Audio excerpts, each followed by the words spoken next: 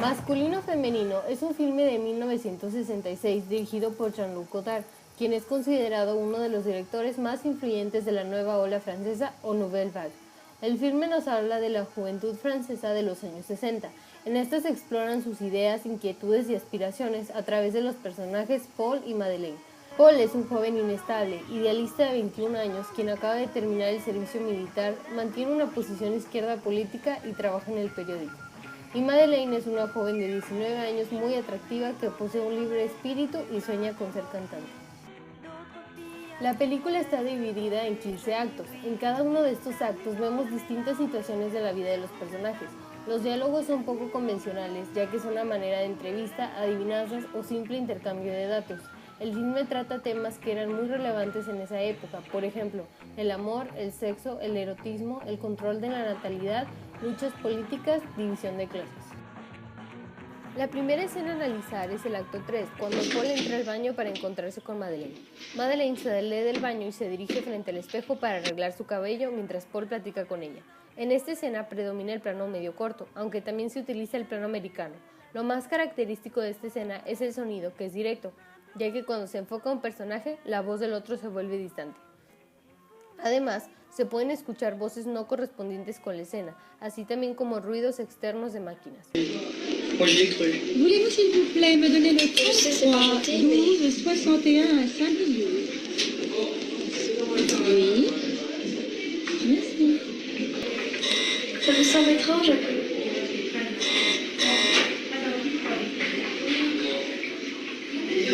Vous ne pensez pas que vous allez... El diálogo se muestra poco convencional, ya que se va tornando a forma de entrevista, elemento muy utilizado a lo largo de la película. De alguna forma poética y filosófica entre Paul y Madeleine que permite conocer un poco más sobre quiénes son y cuál es su forma de pensar. Todo el ambiente dentro de esta escena es muy espontáneo, tanto los diálogos como la actuación de los personajes. Se utiliza la cámara al hombro que sigue al personaje. La mayoría de las tomas son largas y están en tiempo real. Esto da la sensación de que no está pasando nada dentro de la escena. La escena finaliza muy abruptamente y es muy ambigua. Esto crea la sensación en el espectador de que la escena no acabó realmente. La segunda escena a analizar es cuando Paul se encuentra en la lavandería con Robert. La escena es larga y comienza con un plano americano que muestra a Paul entrando a la lavandería. En la escena ocurren varios cortes en movimiento que rompen con la continuidad. Se va alternando a plano general, plano medio largo y plano americano muy abruptamente, lo que simula saltos en las tomas, como si Paul se le teletransportara de un lugar a otro dentro de la lavandería. A esto se le llama montaje discontinuo, que es muy característico en la nueva ola francesa, ya que los directores trataban de romper con las estructuras cinematográficas establecidas y también querían recordarle al espectador la cualidad ficticia de la imagen en movimiento. La escena continúa y Paul toma asiento al lado de Robert. Aquí se utiliza el plano medio largo que muestra a Paul y a Robert. Después se utilizan cortes en la escena que muestran en plano medio corto y en primer plano a los personajes mientras ellos continúan con su plática. En esta escena se utiliza la cámara al hombro y el tracking shot. Los elementos característicos del Nouvelle Vague que se encuentran presentes en esta escena son la locación, que es en exteriores y no es en un estudio, huella importante de ese movimiento. Los personajes son característicos también, ya que muestran a jóvenes que no tienen rumbo ni expectativa, y los diálogos se desarrollan a manera de simple intercambio de datos. El sonido es directo y no tiene alteraciones, ya que podemos escuchar además de sus diálogos el sonido de las lavadoras, de repente el sonido de algún carro y el sonido que produce la iluminación. Oh, celle-là, ça doit être oh yes. Oh yes, jolie poitrine. Est-ce que tu sais pourquoi la dame aux camélias avait autant de succès? Non.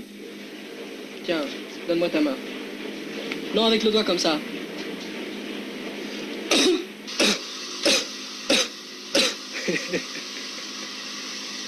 Todos estos elementos dan la sensación al espectador de estar viendo una obra no terminada, ya que no tiene una anécdota clara ni definitiva, simplemente refleja un cine real que refleja la vida tal y como la vivían.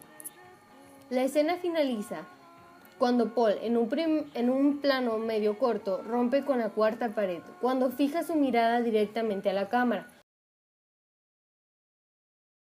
Masculino-femenino es una película que caracteriza mucho el estilo de Jean-Luc Godard, ya que no sigue la estructura a la que estamos acostumbrados, donde hay un planteamiento, nudo, clímax y desenlace, sino que sus historias no son lineales y son mucho más complejas.